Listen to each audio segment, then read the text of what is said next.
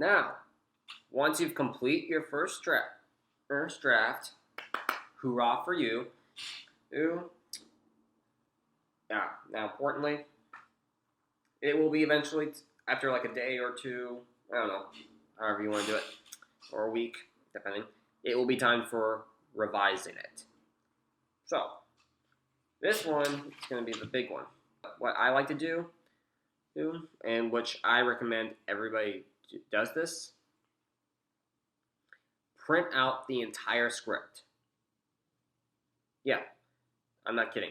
Whether it's a short film or a feature or a TV pilot, print out the whole script. Yeah. Here's why. As you're writing through your script, you're speeding through word after word, dialogue after dialogue on a computer screen. So you're obviously going to miss certain things. But if you just like, okay, I'm gonna look over, just go scroll back to the top of the document and just keep reading. Honestly, your eyes are not really prepared for revisions. Are not going to see everything clearly through the monitor screen, because my eyes just aren't really best with revising things that are written on the computer, that are shown on the screen. It's better if the physical words are right in front of me and I read it out loud. Like, no screen distraction. Yeah. And also, like, it'd be better it would probably not be so good for your eyes to try and like, revise everything instantly as you're going forward. And it's also going to apply to, like, another note that's going to come in later. Here, just like, the overall thing is, like, on your computer, you're not going to see the edits as well, and sometimes you're going to forget what you're looking for. So, the best editing technique is on paper, and you can see the words more clearly, and in general, scripts are always going to be printed no matter what, so it's always better to have a physical copy, specifically when you're revising, marking things up. And that's another thing. When you're marked from page 1, like, when it's all printed, I'll be like, oh my god, there's a word I screwed up. That should be a the instead of it's. I don't know. Yeah, that's just an example. But you mark it physically on the paper or in a few different pens. I, in general, use red, black, blue, and green. Specifically, sometimes I'll use other colors depending. I'll have like one colored for like the action fixer uppers, green to fix up the dialogue, red is to cross out the words, black is to fix either screens or capitalize certain things. Means like, or saying that I should bold it. Often I'll even have note cards with me for specific notes. Like I'm saying, like I'll probably say, okay, I think there can be another scene right here. Yeah, new scene.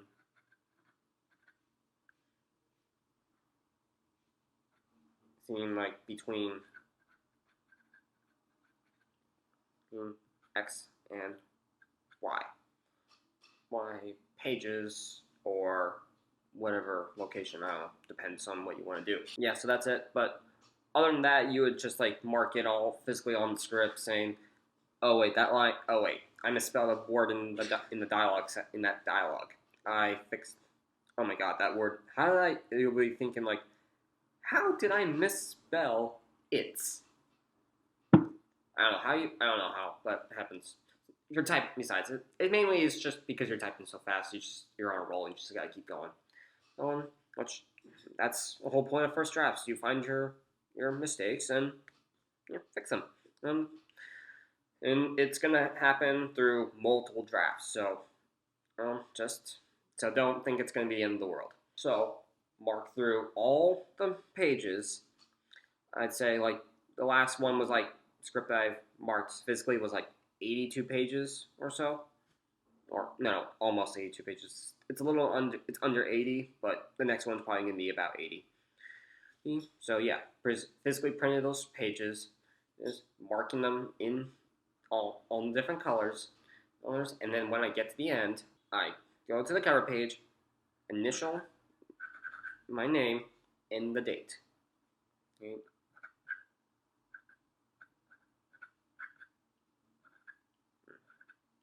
Yeah, whatever. For showing completion. And eventually, we'll be ready to move on to draft 2, which brings so this was another thing that Aaron Sorkin pointed out, which which actually makes a lot more sense.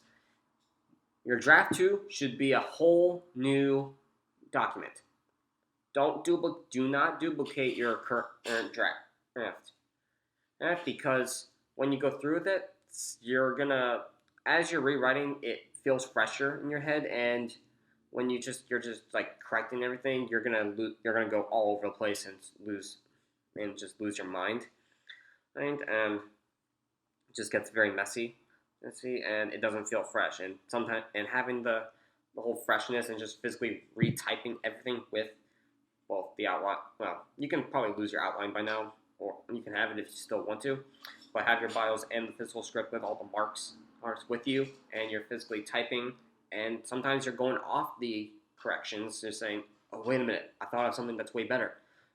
This will work better. This dialogue works better like this. This dialogue should be twice as long.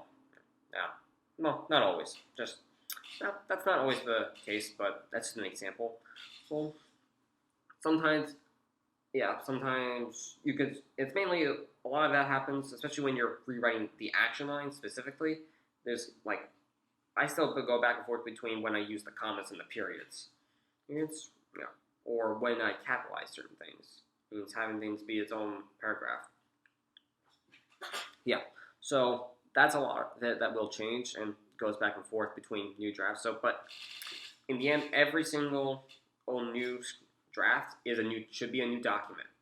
It feels fresher in your head, and it will be a lot easier because you have your physical older drafts and your bios with you, and you just write faster, and you understand your story way better.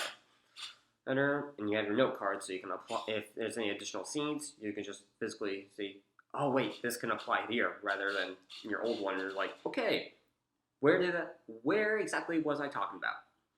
That will happen. And so that's the process. Yes, so that's part of it. And obviously, like as I move forward with the script, I always like make sure I mark where I've been. Every like half of the page is done, I always draw a line. Yeah.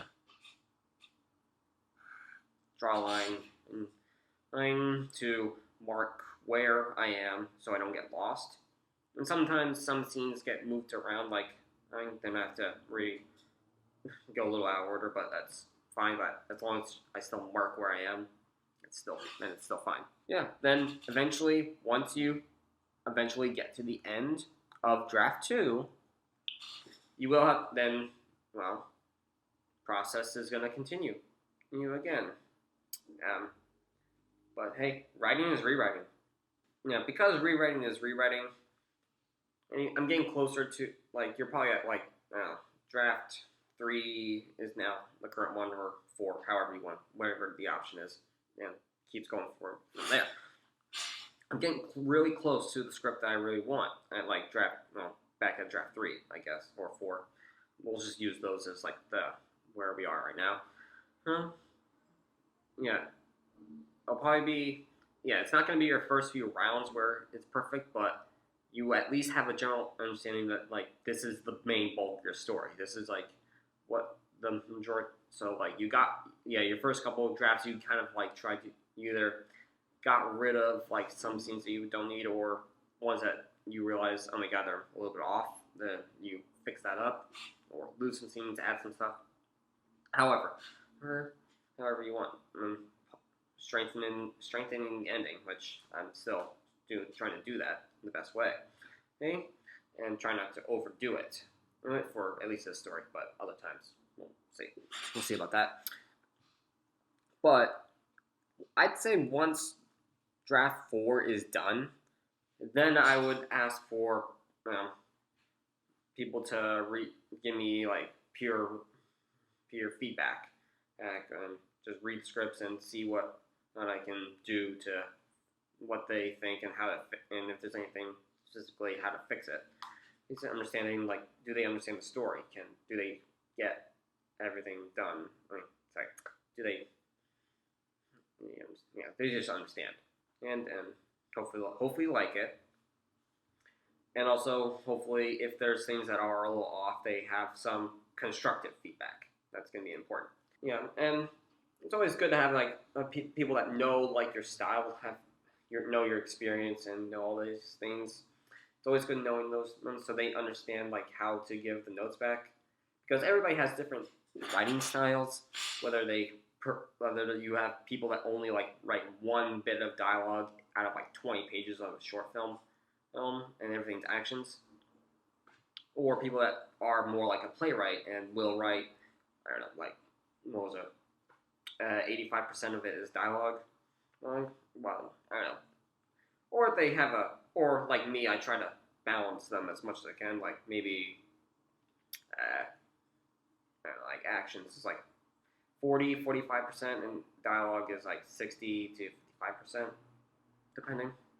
That's pretty. I mean, that's pretty fair. Yeah. It also depends on. It also just depends on the scene, on each scene, because every scene is different. Sometimes there's no dialogue needed for a running scene. Obviously, there's case, but a conversation scene, obviously, you need dialogue for a conversation scene. You're not gonna just sit there and stare at each other and try and eyeball each other. Honestly, that's not. I'm not gonna approve of that. Unless you like make the best ways to do that are like something that's hilarious. But yeah. But anyway, that's kind of the thing when you pick your people. Just like as long as they have a general understanding of what the idea is and like how you written, then that's and will give like solid feedback. Like saying, like I would want someone to say, okay, there's a scene right here that I think is a little bit isn't right where it needs to be, but here's some ideas on like where it could be strengthened because that's like something where I can like lean on to because if they didn't say that last bit, that's no use to me because if they say, yeah, I'm just not feeling it, I don't know why, I'm just not feeling it, that's not helpful, and frankly, that person is probably a terrible reviser. Respectfully, you need to so. If you get notes, make sure they explain what they feel is missing, and maybe offer like some sort of like way to like improve on it, or get me thinking like how to like polish it.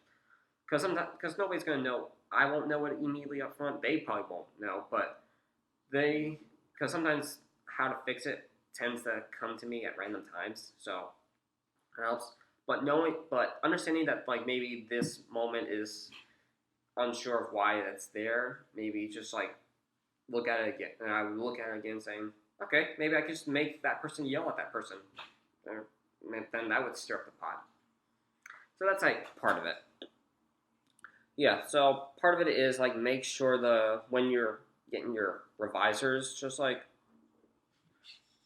I think Aaron Sorkin pointed this out. Make sure you don't get notes saying from people saying write it like this, write it like this, write it like this. Kill all the dialogue. Write it only actions. Don't no. He points out saying only write it the way you would write it. Do not write it like how others would write it. They have to. So like if they're like they're also screenwriters, hopefully, or script editors. They know so they know the formatting, they know the structure, they know all of that.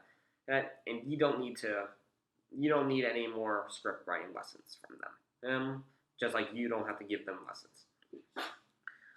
For instance, everybody writes differently, but they have to. But you and they have to understand like, how you write, and I have to understand how they write. So you'll expect that certain notes will come off as like saying, I don't mind getting notes for saying you can write more actions or you can reduce the amount of actions because it's too descriptive. Like if it's too descriptive, those are honestly my best notes. Is like I love those because like saying I don't need to like describe every detail, and which is always a benefit. I only describe a lot of details in the earlier drafts and slowly reduce it because I mean, eventually find the right words to summarize it to make it seem very obvious. Yes, but also I don't try and put in too much description because most of the time that's gonna be up to the director to put in like strong descriptions. I only put like facial descriptions if it's like if it really is gonna take a shift. Because like it's gonna be up to the director to add in like character beats or something like or stuff like that. So it just depends. Yeah. So like, yeah, that's it's a big thing. Is like trying to find the right people to like give you the concrete notes. Notes, notes. But it is good to find multiple people because one person is not going to be enough. Because like some people and try and get it from like people that like specialize in different genres. Like maybe someone that likes comedy the best, and someone that likes horror or dramas or dark comedy, stuff like that. It's good to have a various things because like, or maybe most of it towards its general target audience, I guess.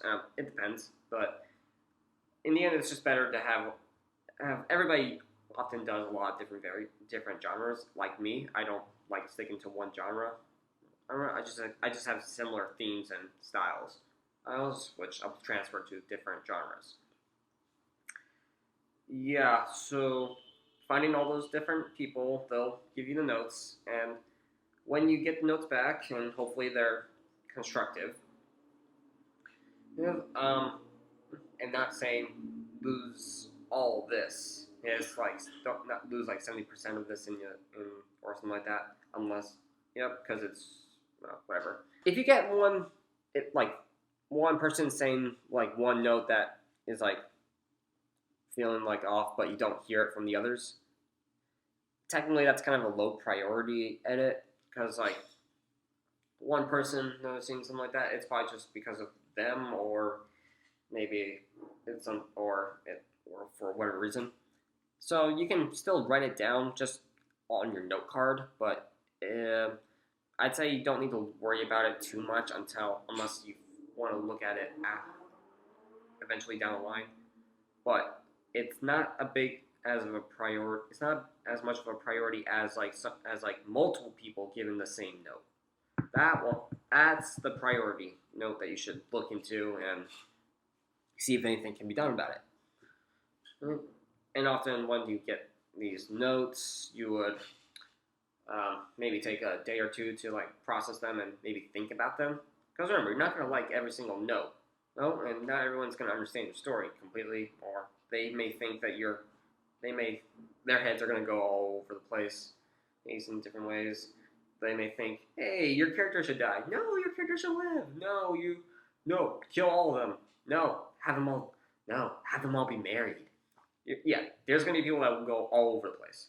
So, like, you don't need to take all the notes. It's more just like, they're all trying to help you, and I would do my best to help them. And it's just like trying to see where our brains go. In all this. So, it's always good to have these things out there. It's nice, and it's just very nice.